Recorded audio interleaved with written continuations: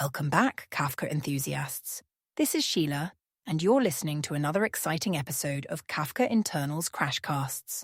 Today we're diving into the heart of Kafka operations, producing and consuming messages. Victor, are you ready to guide us through this fundamental aspect of Kafka?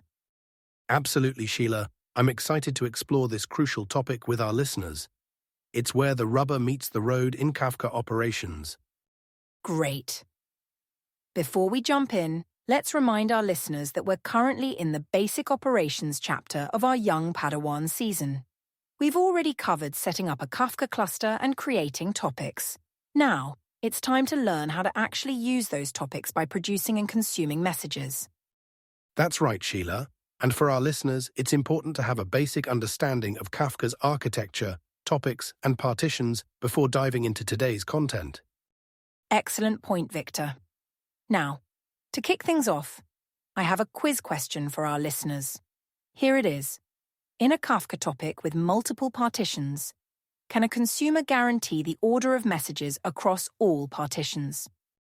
Ooh, that's an intriguing question, Sheila. It touches on some key aspects of Kafka's design and behavior. I think our listeners will need to consider the relationship between partitions, consumers, and message ordering. Without giving away the answer, I'd encourage everyone to think about how Kafka handles data distribution across partitions and how consumers interact with those partitions. Great breakdown, Victor. Let's keep that question in mind as we explore producing and consuming messages.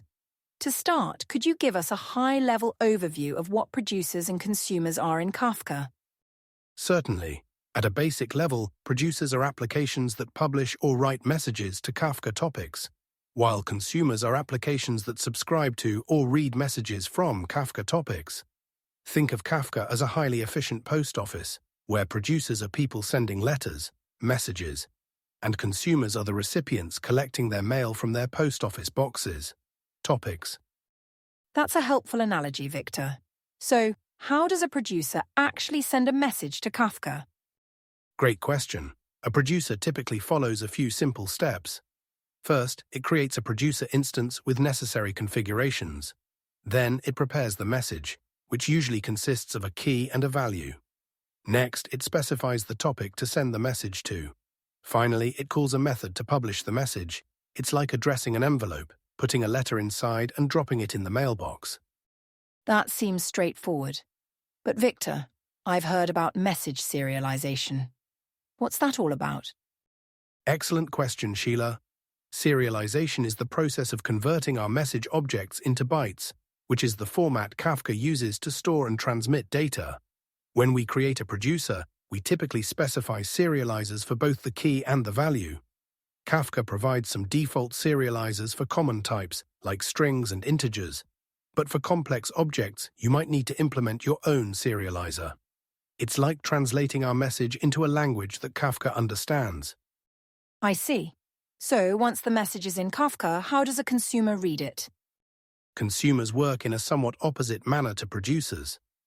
They start by creating a consumer instance with necessary configurations, including which topics to subscribe to. Then, they continuously check for new messages, process the received messages, and keep track of what they've processed. It's like repeatedly checking your mailbox, reading any new letters, and making a note of what you've read. Thank you, Victor. You mentioned keeping track of what's been processed. Can you elaborate on how consumers do that? Of course, this is where offsets come in. An offset is essentially a sequential ID number that Kafka assigns to each message within a partition. When a consumer reads a message, it needs to keep track of which messages it has processed. This is done by committing the offset of the last processed message. If the consumer crashes and restarts, it can pick up where it left off by starting from the last committed offset. This is crucial for ensuring that each message is processed at least once. It's like putting a bookmark in your book, so you know where to start reading next time. That makes sense. Now, going back to our quiz question about message ordering across partitions. Based on what we've discussed, can you reveal the answer? Absolutely. The answer is no. A consumer cannot guarantee the order of messages across all partitions of a topic. Kafka only guarantees order within a single partition. Messages sent to different partitions can be consumed in a different order than they were produced. This is because different partitions can be hosted on different brokers, and consumers may read from multiple partitions in parallel. If strict ordering across all messages is required, you would need to use a topic with only one partition, but this limits scalability. Thank you for that explanation, Victor. As we wrap up, could you summarize the key points we've covered today? Certainly, Sheila.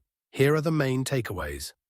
1. Producers publish messages to Kafka topics, while consumers subscribe to and read from topics. 2. Messages typically consist of a key and a value, which need to be serialized.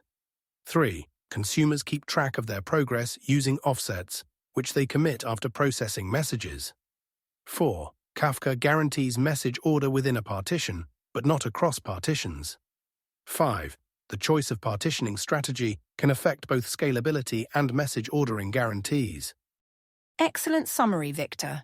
In our next episode, we'll be diving into basic command line tools for Kafka, which will give our listeners hands-on ways to interact with Kafka clusters. Listeners, if you've enjoyed this episode, please subscribe to Kafka Internals Crashcasts and leave us a rating. Your support helps us continue producing this content. Until next time, keep streaming.